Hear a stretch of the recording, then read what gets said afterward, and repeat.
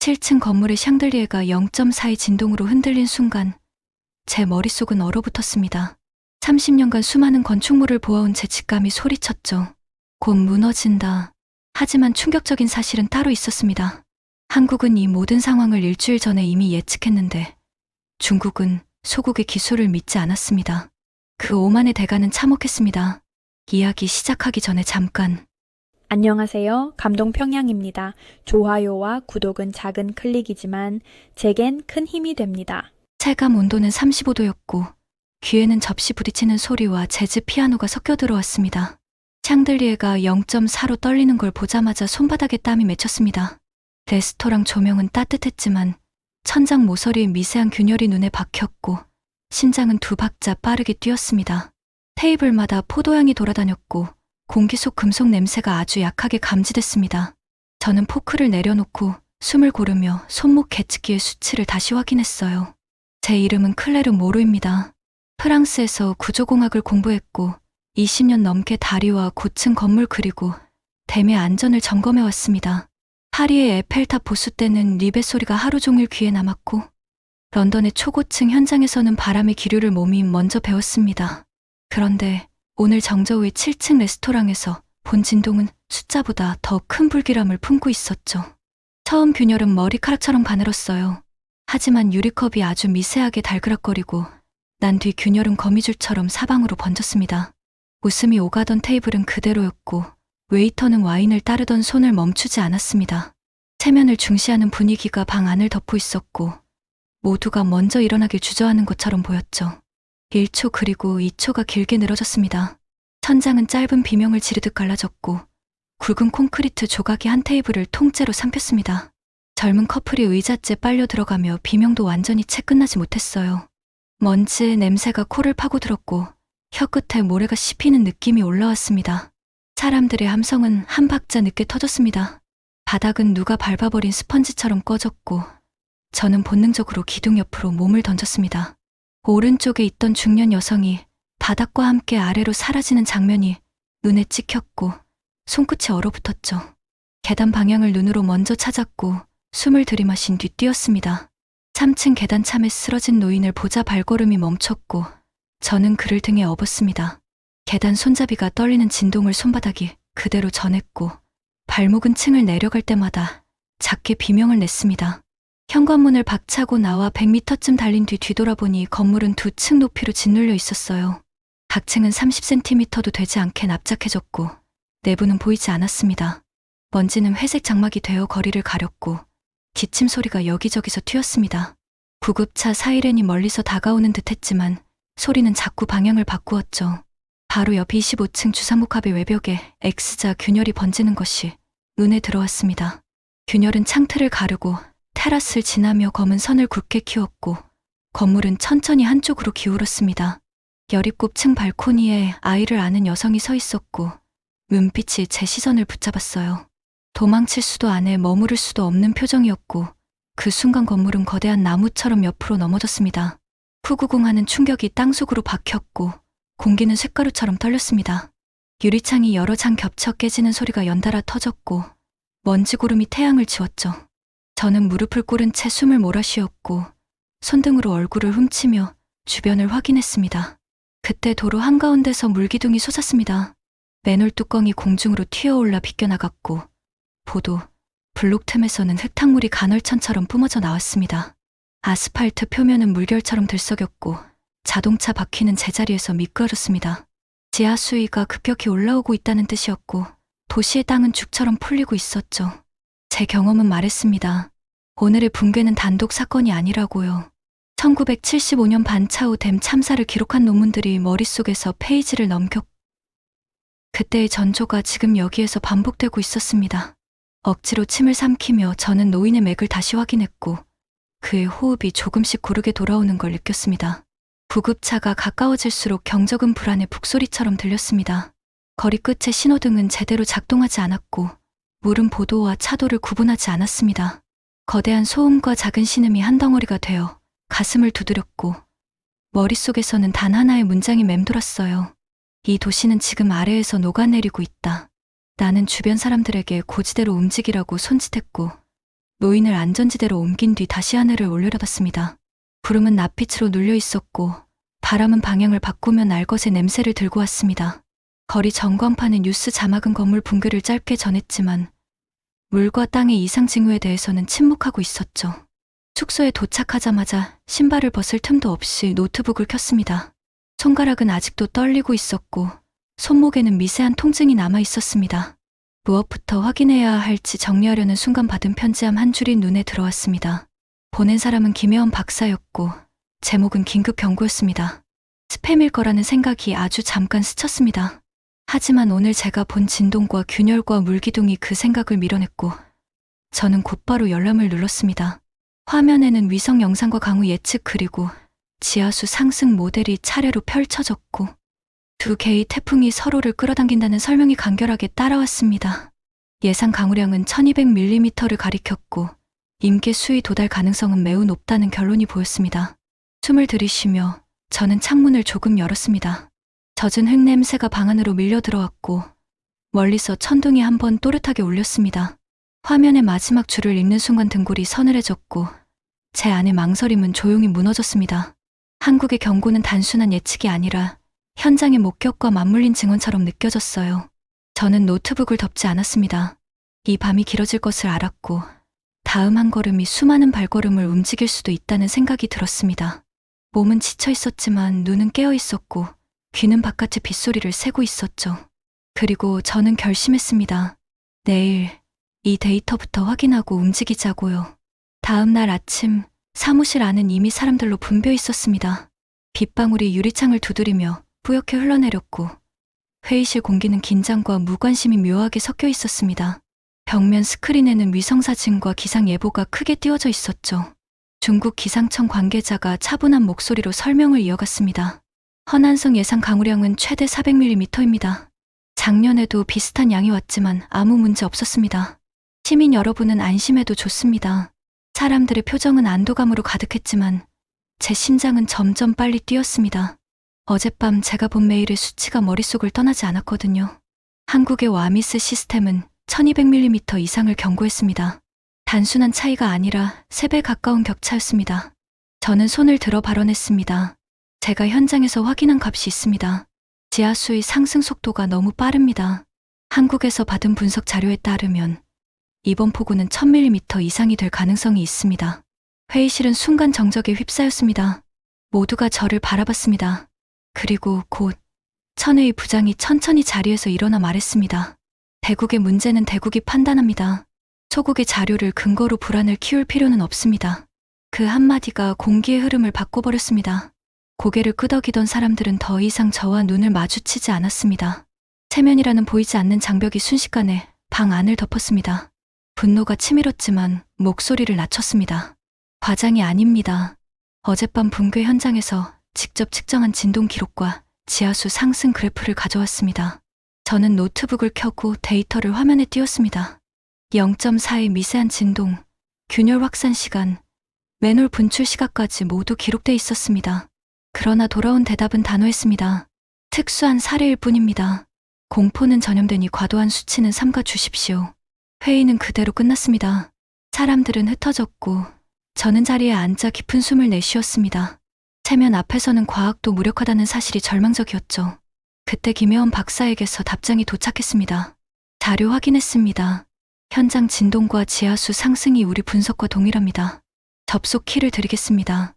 생명 우선 원칙에 동의하신다면 데이터를 자유롭게 사용하세요. 화면에 접속 키를 입력하자 거대한 지도가 열렸습니다. 강줄기가 정맥처럼 뻗어 있었고 빨간 점과 주황점이 실시간으로 움직였습니다.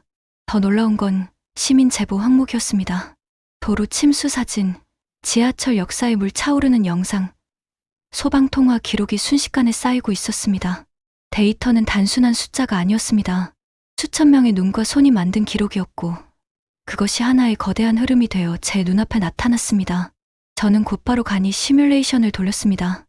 예상 강우량을 1200mm로 입력하고 상류와 하류 데이터를 겹쳤습니다. 세 번째 계산에서 곡선이 급격히 치솟았습니다. 임계 수위까지 남은 시간은 생각보다 훨씬 짧았습니다. 화면 위의 빨간 선은 공포의 시계를 보여주고 있었습니다. 심장이 쿵 하고 내려앉은 것 같았습니다. 저는 천혜의 부장을 다시 찾아갔습니다. 지금 방류량을 늘리지 않으면 위험합니다. 상류에서 두 지점이 동시에 피크를 찍으면 저수지 여유가 순식간에 사라집니다. 그는 창밖을 잠시 바라보다가 고개를 저었습니다. 사전 경고 없이 방류를 늘리면 하류가 먼저 혼란에 빠집니다. 게다가 한국 데이터를 근거로 하면 위에서 뭐라고 하겠습니까? 그의 말에는 조직과 체제의 무게가 깊게 배어 있었습니다. 이해는 갔지만 절망감은 더 짙어졌습니다. 그 순간 제 휴대전화가 울렸습니다. 김혜원 박사였습니다. 상류 산사태 위험도 90% 이상입니다. 배수로가 막히면 댐은 금방 한계에 도달할 겁니다. 지금 당장 대피를 시작해야 합니다. 그녀의 목소리는 차분했지만 글자 하나하나가 폭탄처럼 무거웠습니다. 저는 결심했습니다. 더 이상 기다리면 모두 늦는다고요. 제 이름으로라도 경고를 보내야 했습니다. 저는 즉시 공지문을 작성했습니다. 방가 주민들은 고지대로 이동하십시오. 지하 주차장은 즉시 폐쇄하십시오. 지하철 저지대 구간은 운행을 멈추십시오. 전송 버튼을 누르자마자 김혜원 박사에게 메시지를 보냈습니다. 시민 채널로 동시에 발송해 주십시오. 그녀는 단 한 줄로 답했습니다. 지금 시작하겠습니다. 순식간에 알림이 폭포처럼 퍼져나갔습니다. 지도 위의 작은 점들이 천천히 그러나 확실히 고지대로 움직이기 시작했습니다. 창밖을 보니 하늘은 이미 검게 변해 있었습니다. 번개가 길게 갈라지고 바람이 금속을 긁듯 울고 있었습니다. 그 순간 천혜희가 달려왔습니다. 얼굴은 잿빛이었고 셔츠는 땀과 빗물에 젖어 있었습니다. 위에서 연락이 왔습니다. 1시간 안에 공식 대피령이 내려옵니다. 당신 경고가 마지막 밀어줌이 됐습니다. 그의 말에 저는 짧게 고개를 끄덕였습니다. 첫 벽은 무너졌습니다. 이제 물의 벽과 싸워야 했습니다. 그러나 사람들은 이미 움직이고 있었습니다. 그 작은 움직임이 수많은 생명을 살릴 불씨가 될 거라 믿었습니다. 새벽 2시, 번개가 호텔 근처에 꽂히며 창문이 강하게 흔들렸습니다. 유리창 밖은 폭포처럼 쏟아지는 빗줄기로 가득했고 도로는 이미 강처럼 변해 있었죠. 자동차들이 물 위에서 떠내려가며 서로 부딪혔고 사람들의 비명은 바람 소리에 섞여 사라졌습니다. 그때 휴대전화가 울렸습니다. 김혜원 박사였습니다. 뒤부하 박사님, 2개의 태풍이 예상보다 빨리 합쳐졌습니다. 후지와라 효과가 본격적으로 시작됐습니다. 앞으로 48시간 안에 강우량이 1500mm를 넘어설 가능성이 있습니다. 숫자는 너무나 무겁게 다가왔습니다. 1500이라는 수치가 제 귀에서 울리며 심장을 누르는 것 같았습니다. 저는 곧장 천혜희에게 전화를 걸었습니다. 한국 측 분석에 따르면 댐이 48시간을 버티기 힘듭니다. 지금 방류를 시작해야 합니다. 하지만 돌아온 대답은 거칠었습니다. 우리 기상청은 여전히 400mm라고 말합니다. 한국의 말을 믿으라는 건가요? 우리 기술을 무시하는 겁니까? 그의 분노 섞인 목소리가 귓가에 남았지만 불안은 이미 확신으로 바뀌고 있었습니다. 빗줄기는 더 굵어졌고 호텔 로비 바닥은 금세 물에 잠겼습니다. 사람들은 2층으로 몰려 올라갔고 아이들은 울음을 터뜨렸습니다. 새벽 4시 방송은 긴급 속보를 전했습니다. 전국 150개 댐이 동시에 방류를 시작했습니다. 사전 통보 없이 내려진 결정입니다. 순간 제 몸이 굳어졌습니다. 방류는 하류에 사는 사람들에게 곧바로 죽음의 파도를 밀어넣는 결정이었기 때문입니다. 수백만 명이 대피할 시간조차 얻지 못한 채 물길에 노출된 것입니다. 그 중에서도 가장 먼저 피해를 입은 건 국경 너머 북한이었습니다. 두만강 인근 마을이 갑작스러운 홍수에 휩쓸렸고 수천 명이 단숨에 목숨을 잃었습니다. 중국이 사전 통보만 했어도 그 뉴스 앵커의 목소리는 끝내 말을 잇지 못했습니다. 호텔 안은 공포로 가득 찼습니다. 휴대폰을 붙잡고 가족과 통화를 시도하는 사람들이 울음을 터뜨렸습니다. 연결이 안 돼. 제발 받아줘. 울부짖는 목소리가 복도에 가득했죠. 그때 로비 문이 열리며 한 여성이 들어왔습니다. 흙탕물에 젖은 옷차림이었지만 눈빛은 살아있었습니다. 그녀는 마이크 대신 작은 카메라를 들고 있었습니다. 저는 류샤오메이, CCTV 기자입니다. 정부가 진실을 숨기고 있습니다. 한국에서 일주일 전에 이미 경고했지만 무시했습니다. 증거를 직접 가져왔습니다. 사람들은 숨을 죽였습니다. 그녀가 가방에서 꺼낸 노트북 화면에는 김혜원 박사가 보낸 와미스 자료가 그대로 떠 있었습니다. 날짜는 정확히 일주일 전 건물 붕괴와 홍수 위험을 경고한 문서였습니다. 정부는 체면 때문에 국민을 버렸습니다. 제 남편과 딸도 북한에서 죽었습니다. 저는 이 진실을 반드시 세상에 알릴 겁니다. 그녀의 목소리는 떨렸지만 단호했습니다. 로비에 있던 사람들은 함께 눈물을 흘렸습니다. 그 순간 또 다른 알림이 울렸습니다. 김혜원 박사였습니다. 12시간 안에 반차오댐이 무너질 수 있습니다. 최대한 높은 곳으로 대피하세요. 12시간. 그 짧은 숫자는 사람들의 표정을 바꿔놓았습니다.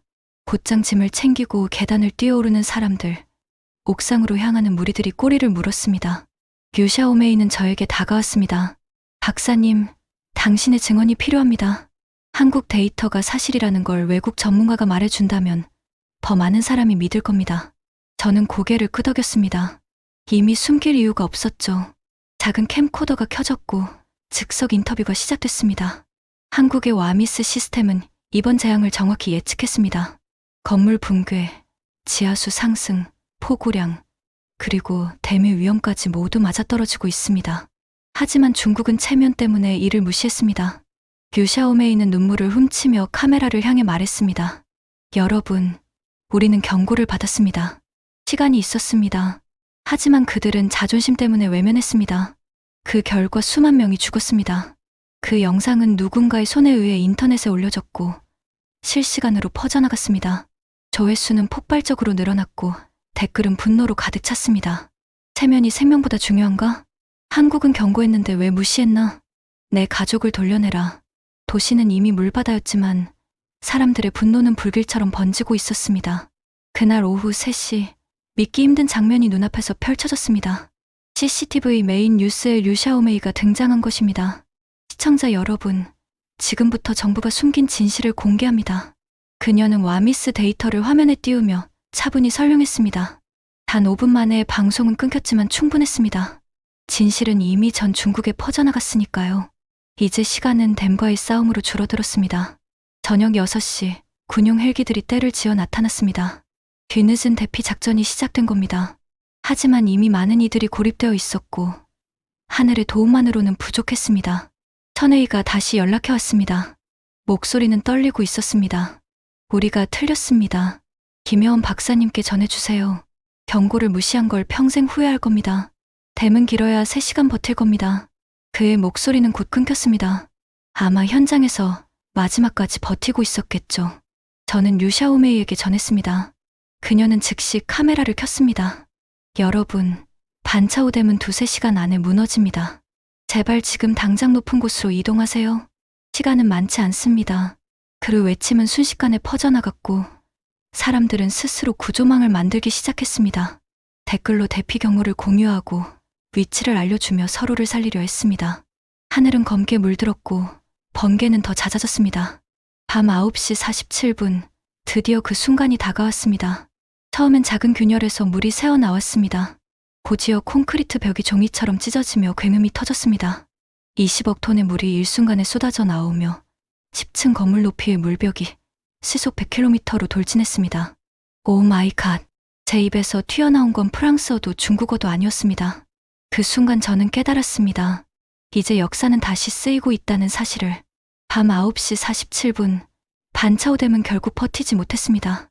거대한 콘크리트 벽이 찢어지며 폭발음 같은 굉음이 울려 퍼졌고 물줄기는 괴물처럼 튀어올라 도시 전체를 삼켜버렸습니다.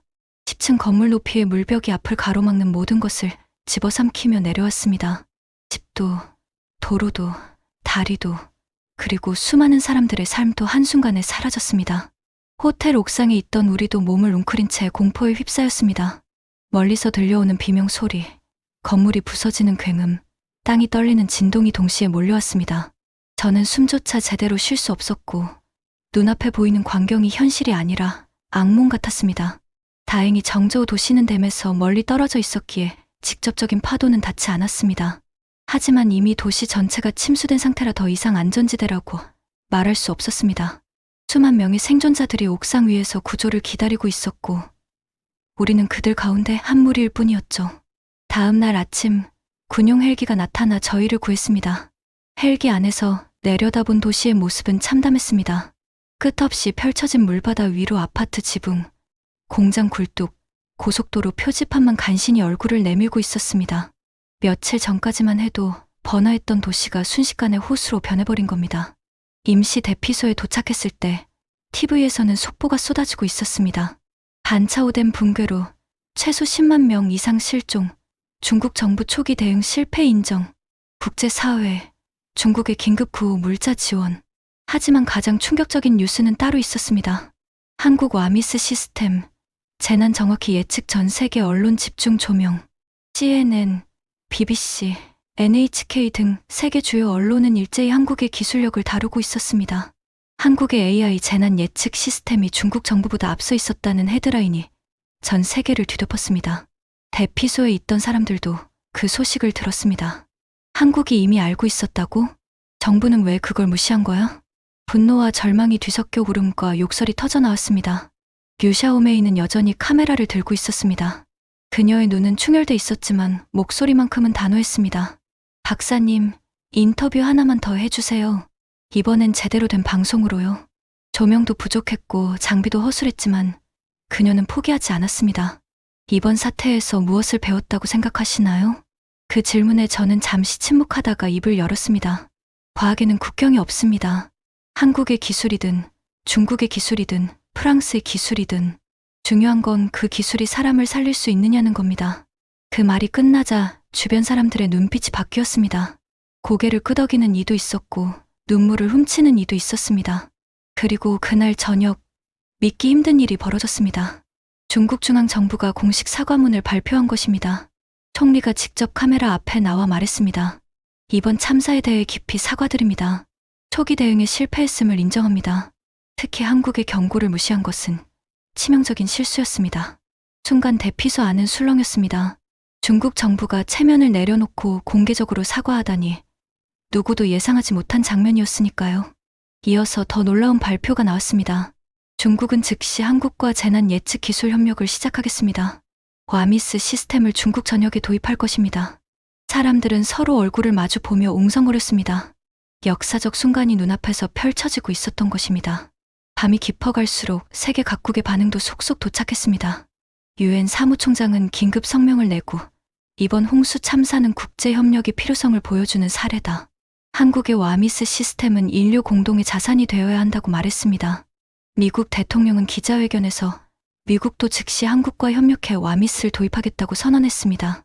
일본 총리 또한 지진과 쓰나미가 잦은 일본 전역에 와미스 시스템을 구축하겠다고 발표했습니다. 전 세계가 한국을 주목하고 있었습니다. 작은 나라라고 무시받던 한국의 기술이 수십만 명의 생명을 구할 수 있다는 사실이 명백히 드러난 순간이었습니다. 며칠 후 저는 프랑스로 돌아갔습니다. 하지만 언론은 저를 영웅이라 불렀습니다. 솔직히 말해 저는 영웅이 아니었습니다. 진짜 영웅은 경고를 보낸 김혜원 박사였고 목숨을 걸고 진실을 알린 류샤오메이였습니다. 저는 단지 그들의 목소리를 증명했을 뿐이었죠. 파리에 도착했을 때 마크롱 대통령이 저를 불렀습니다. 듀부아 박사, 프랑스의 자랑입니다. 이제 우리도 와미스를 도입해야 합니다. 유럽형 와미스를 함께 개발해 주시겠습니까?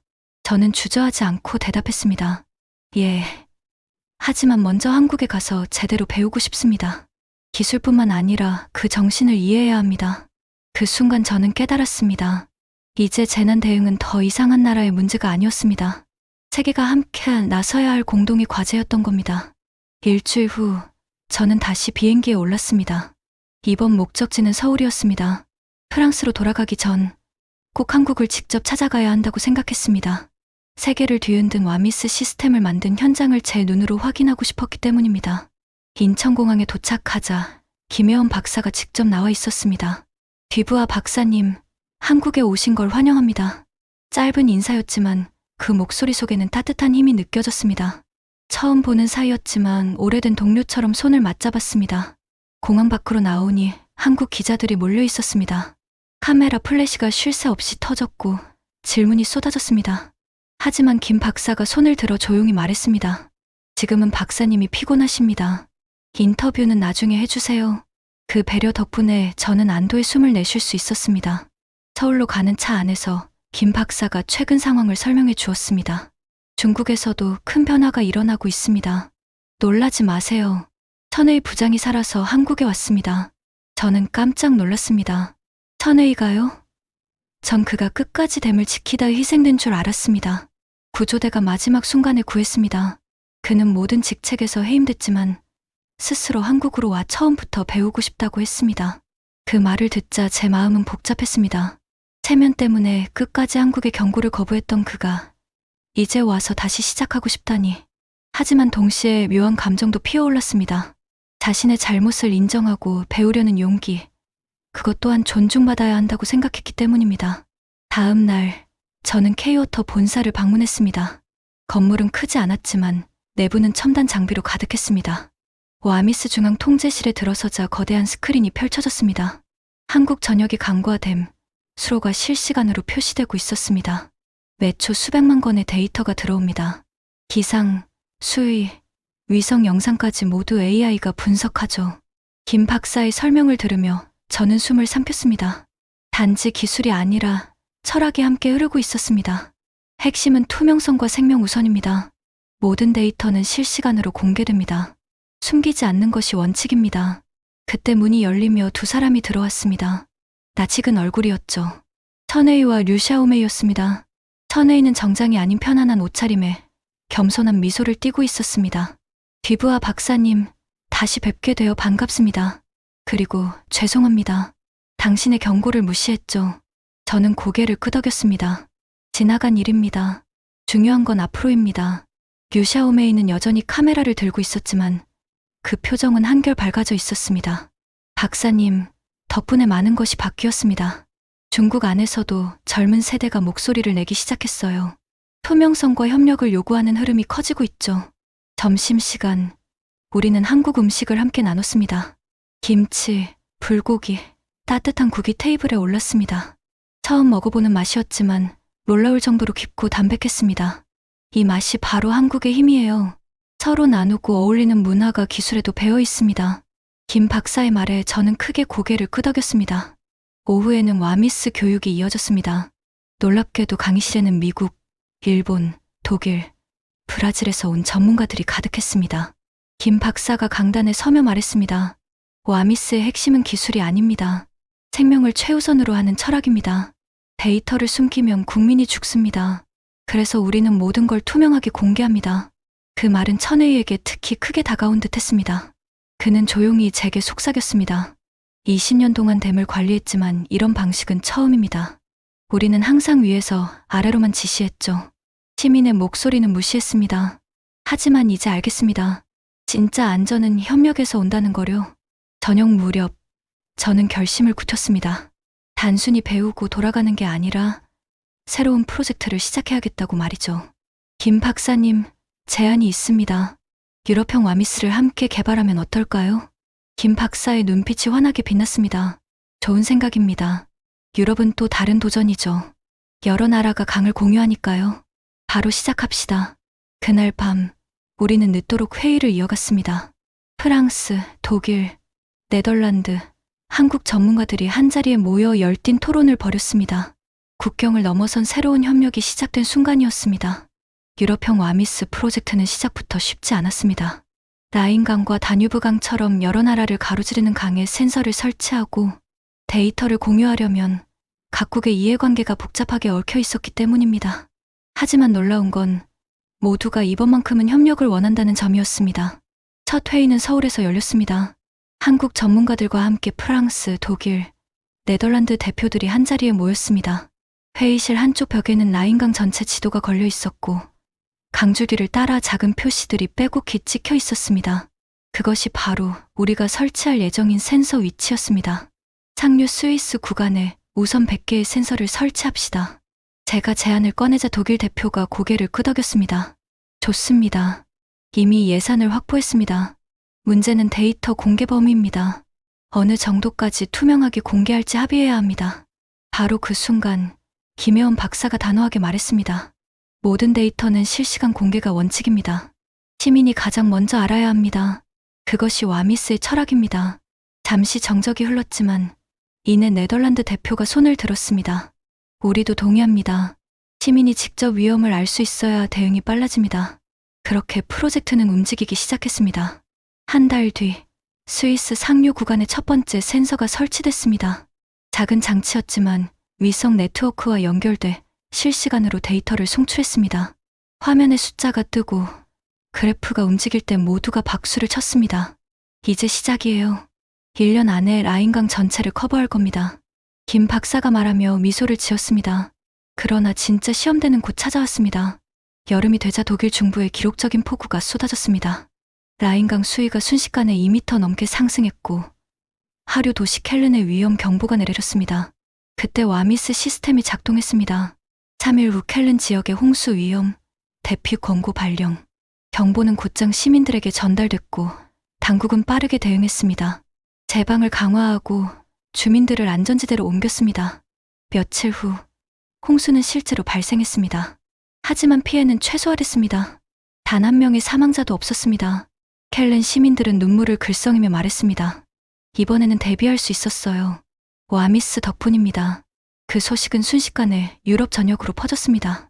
사람들은 안도했고 각국 정부는 이 시스템의 필요성을 다시 확인했습니다. 그날 밤 우리는 소박한 축하 파티를 열었습니다. 각국 전문가들이 자국 음식을 준비해 나눴습니다.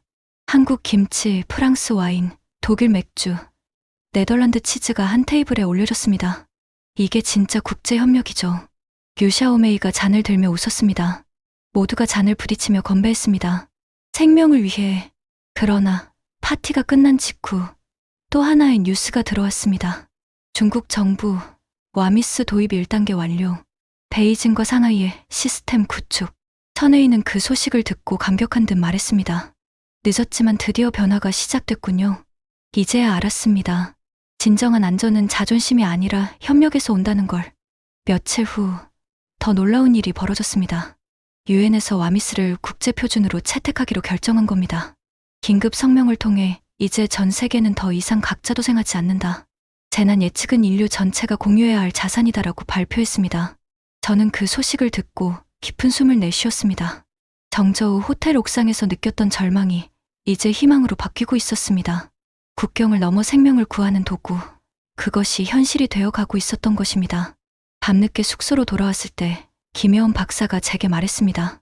뒤부하 박사님, 이제 유럽만이 아니라 전 세계가 하나로 연결될 겁니다. 하지만 이건 시작일 뿐이에요. 아프리카, 남미, 중동에도 같은 시스템이 필요합니다. 그 말에 저는 고개를 끄덕였습니다. 맞습니다. 우리가 걸어온 길이 증명했죠. 기술은 차갑지만 그 안에 담긴 마음은 따뜻할 수 있습니다. 창밖을 보니 라인강이 달빛 아래 잔잔히 흐르고 있었습니다. 그러나 저는 알았습니다. 언제든 이 강이 다시 위협으로 변할 수 있다는 것을. 그리고 바로 그 순간을 대비하기 위해 우리가 존재한다는 사실을. 유럽 프로젝트가 본격적으로 자리 잡을 무렵 중국에서도 큰 변화가 일어났습니다.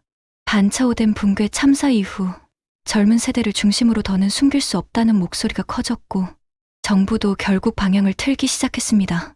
그 신호탄은 새로운 인사의 등장으로 시작됐습니다. 중국 수리부의 젊은 여성 부장이 임명된 것입니다. 그녀의 이름은 장리나, 나이 40 초반의 엔지니어 출신 관료였습니다. 기존의 보수적이고 권위적인 인물들과는 확연히 달랐습니다. 저는 장리나입니다. 중국 정부를 대표해 정식으로 사과드리러 왔습니다. 그리고 협력을 요청하러 이 자리에 섰습니다. 그녀는 국제회의장에서 고개를 숙였습니다. 긴장으로 굳어있던 공기가 순간 풀렸습니다. 중국 대표가 공개적으로 사과하는 장면은 상상조차 하기 어려웠던 일이었기 때문이었습니다. 이어진 제안은 모두를 놀라게 했습니다. 중국 전역에 8만 개 댐의 와미스를 도입하겠습니다. 한국과 유럽팀, 그리고 뒤부하 박사님과 함께하고 싶습니다. 그리고 천의리 전 부장님도 다시 모시고 싶습니다. 순간 회의실이 술렁였습니다. 천의는 자리에서 굳은 채 한동안 아무 말도 못했습니다. 그러다 힘겹게 입을 열었습니다. 저 같은 실패한 사람을 왜 다시 부르려는 겁니까? 장리나는 단호하게 대답했습니다. 실패를 인정하고 새로 배우려는 용기. 그것이 지금의 중국에 필요하기 때문입니다. 천혜의 눈가가 붉어졌습니다. 그는 결국 고개를 끄덕이며 말했습니다. 알겠습니다. 이번엔 끝까지 배우고 제대로 바치겠습니다. 그날 이후 중국 와미스 프로젝트는 본격적으로 시작됐습니다. 수천 명의 엔지니어와 과학자들이 모였고 한국과 유럽팀이 현장에 투입되었습니다. 현장은 언제나 긴장의 연속이었습니다. 각지에서 크고 작은 댐 균열과 홍수 조짐이 보고됐기 때문입니다. 하지만 시스템 덕분에 피해는 줄어들었고 사람들은 점점 신뢰를 보이기 시작했습니다. 류샤오메이는 이 모든 과정을 취재하며 전 세계에 알렸습니다. 그녀의 기사와 영상은 수많은 사람들에게 공유되었고 체면보다 생명이라는 구호가 중국 인터넷을 뒤덮었습니다. 검열을 피해 올라온 댓글들 속에는 이런 문장도 보였습니다. 한국이 아니었다면 우리도 몰랐을 것이다. 국경을 넘어 손을 잡아야 한다. 시간이 흐르자 놀라운 장면이 펼쳐졌습니다. 중국 시골 마을에서 열린 주민 설명회 자리였습니다. 여러분, 앞으로 댐 수위와 기상 정보는 모두 공개됩니다. 누구나 휴대폰으로 확인할 수 있습니다. 관료의 설명에 마을 주민들이 놀라움을 감추지 못했습니다. 과거에는 상상도 못할 일이었으니까요. 그날 저는 천혜희와 단둘이 앉아 이야기를 나누었습니다. 당신이 처음 만났을 때와는 완전히 달라졌군요. 그는 씁쓸하게 웃으며 대답했습니다. 예전엔 체면이 전부라고 믿었습니다. 하지만 그 체면 때문에 수만 명이 죽었습니다. 이제 알았습니다. 실패를 인정하는 것이 새로운 시작이라는 걸. 그의 고백은 제 마음에도 깊이 새겨졌습니다. 인간은 누구나 실수할 수 있지만 그 실수를 딛고 다시 일어설 수 있을 때 진정한 변화를 만들 수 있다는 사실을 다시 한번 깨달았기 때문입니다. 국제사회의 반응은 뜨거웠습니다. 중국이 변화를 받아들이자 다른 개발도상국들도 잇따라 와미스 도입을 요청하기 시작했습니다. 아프리카, 남미, 중동까지 전 세계가 하나의 네트워크로 연결되는 길이 열리고 있었습니다. 그리고 마침내 UN 제네바 본부에서 역사적인 행사가 열렸습니다. 글로벌 와미스 출범식이었습니다. 100회가 넘는 나라의 대표들이 모였고 사무총장이 단상에 올라 선언했습니다. 오늘은 인류 역사의 새로운 장이 열리는 날입니다. 더 이상 예측 못한 재난으로 죽는 일은 없을 것입니다. 와미스는 인류 공동의 자산입니다. 청중석에는 반차오댐 참사 생존자들도 있었습니다. 마이크를 잡은 한 노인이 떨리는 목소리로 말했습니다. 와미스가 있었다면 제 가족은 살았을 겁니다. 이제라도 이 시스템이 생겨서 감사합니다. 순간 장내는 눈물과 박수로 가득 찼습니다. 그 장면을 보며 저는 깊이 생각했습니다. 정저 후 호텔 옥상에서 공포에 떨던 날이 떠올랐습니다. 하지만 그 절망이 이제 희망으로 바뀌었습니다. 기술은 차갑지만 그것을 사용하는 사람의 마음은 따뜻할 수 있다는 사실을 전 세계가 함께 증명하고 있었던 것입니다. 글로벌 와미스 출범식이 끝난 뒤 저는 파리로 돌아왔습니다. 하지만 제 일상은 더 이상 예전과 같지 않았습니다. 이제 제 책상 위에는 단순한 설계 도면이나 건축 자료가 아닌 세계 각국의 강과 댐 데이터가 놓여 있었습니다. 유럽 와미스 본부에서 매일 실시간으로 들어오는 수치들을 확인하는 것이 저희 새로운 일과가 되었죠. 창밖으로 보이는 생강은 평화로워 보였습니다. 햇빛이 반짝이며 물결을 비추고 관광객들은 유람선을 타고 웃고 있었습니다. 그러나 저는 압니다. 언제든 이 강도 사람들의 삶을 위협할 수 있다는 것을. 그때 필요한 건 자존심도 체면도 아닌 오직 협력과 기술이라는 사실을요. 제 책상 위에는 한 장의 사진이 있습니다. 김혜원 박사, 천회의, 류샤오메이, 그리고 저. 한국에서 함께 찍은 사진입니다. 국적도 배경도 다르지만 같은 꿈을 꾸는 동료들. 그 사진을 볼 때마다 가슴 깊이 다짐합니다. 기술은 결국 사람을 살리기 위해 존재한다는 것을. 저는 이제 65세가 되었습니다. 은퇴를 생각할 나이지만 제 안의 불씨는 아직 꺼지지 않았습니다. 아프리카 프로젝트가 막 시작됐고 중동의 물 부족 문제도 우리를 기다리고 있습니다. 언젠가 더 젊은 세대가 이 일을 이어받겠지만 그때까지 저는 계속 걸어갈 것입니다. 가끔 그날의 기억이 떠오릅니다. 정저우 호텔 옥상, 20억 톤의 물이 세상을 삼켜버리던 순간 그 끔찍한 공포가 지금의 저를 움직이게 하는 원동력이 되었습니다. 절망은 희망으로 바뀔 수 있고 혼란은 협력으로 이어질 수 있습니다. 중요한 건 누군가 먼저 용기를 내야 한다는 사실이었습니다. 김혜원 박사가 늘 했던 말이 생각납니다. 기술은 도구일 뿐입니다. 그것을 사용하는 사람의 마음이 더 중요합니다. 이제 그 말은 제 신념이 되었습니다. 류샤오메이는 지금 한국 언론사 특파원으로 활동하며 진실을 전하고 있습니다. 그녀의 기사 한 줄 한 줄에는 여전히 남편과 딸을 잃은 슬픔이 묻어나지만 동시에 더 나은 세상을 만들려는 강한 의지도 담겨 있습니다. 천혜희 역시 중국 와미스 프로젝트의 수석 고문으로 바쁘게 일하고 있습니다. 과거의 잘못을 인정하고 새로운 길을 걷는 그의 모습은 수많은 사람들에게 용기가 되고 있습니다. 그리고 저는 매일 아침 한국에서 온 실시간 데이터를 확인합니다. 수치와 그래프를 바라보며 이런 생각을 합니다. 우리는 연결되어 있다. 같은 하늘 아래, 같은 강물을 나누며 살아가고 있다. 기술은 차갑습니다. 하지만 그것을 움직이는 건 결국 따뜻한 마음입니다. 그 마음이 모일 때 더 많은 생명이 지켜질 수 있습니다. 지금까지 앙드레 듀부아 박사의 기록을 따라가며 중국의 은폐된 참사와 한국의 기술이 어떻게 희망으로 이어졌는지 살펴봤습니다. 여러분은 어떻게 생각하시나요? 이 모든 변화의 시작은 기술이었다고 생각하신다면 한 번, 사람들의 용기와 협력이 핵심이었다고 생각하신다면 두 번, 댓글로 여러분의 생각을 들려주세요. 작은 글 한 줄이 또 다른 감동을 만들 수 있습니다. 오늘의 이야기가 마음에 와닿았다면 좋아요와 구독 부탁드립니다. 여러분의 응원이 저에게 큰 힘이 됩니다. 지금까지 감동평양이었습니다. 감사합니다.